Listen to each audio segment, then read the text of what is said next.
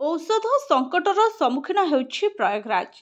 गणमाध्यमर report अनुसार महाकुंभ को श्रद्धालुंक भिड़ प्रयागराज रे होलसेल मेडिसिन मार्केट बंदर कारण होइछि।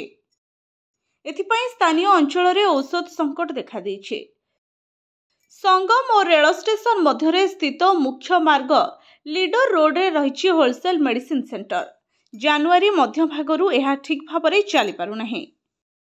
संगम को श्रद्धालुंक निरंतर यात्रा एवं सहर मध्य ट्रक्र प्रवेश उपरे कटकणा जोगु औषध जोगाण गंभीर भावे प्रभावित होइछि। एथिपाई होलसेल मेडिसिन बजार अनौपचार भावे बंद हो जाइछि। रिपोर्ट अनुसार उभय होलसेल और खुचरा बजार रे रक्तचाप, हृदरोग और मधुमेह भली अत्यावश्यक मेडिसिन स्टॉक मध्य सरी आसिलाणी।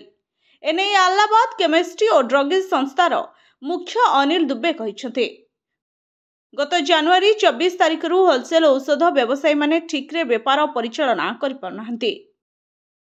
सेथिपई औषध आवश्यकता और जोगाण मध्य बड़ व्यवधान सृष्टि होइछि। व्यवसायीको कहवा अनुसार सहर मध्यम यानवाहनर प्रवेश उपरे कड़ा कटकणा जोगु मेडिकल सामग्री जोगाण श्रृंखला बाधाप्राप्त होइछि।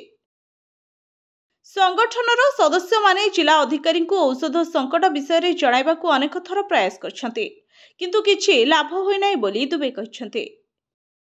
संगम मार्ग रे पुलिस और प्रशासनिक स्तर रे कठोर परिवहन नियम पालित हेतुपारु माल परिवहनकारी माने औषध जोगाण को मना करुछन्ते। तेबे सरकारी कर्तृपक्ष माने एहाकु खंडन करछन्ते। औषध बाजार बंद करबा पई सेमाने कोनोसी औपचारिक निर्देशावली लागू करनाहाती बोली कहछन्ते।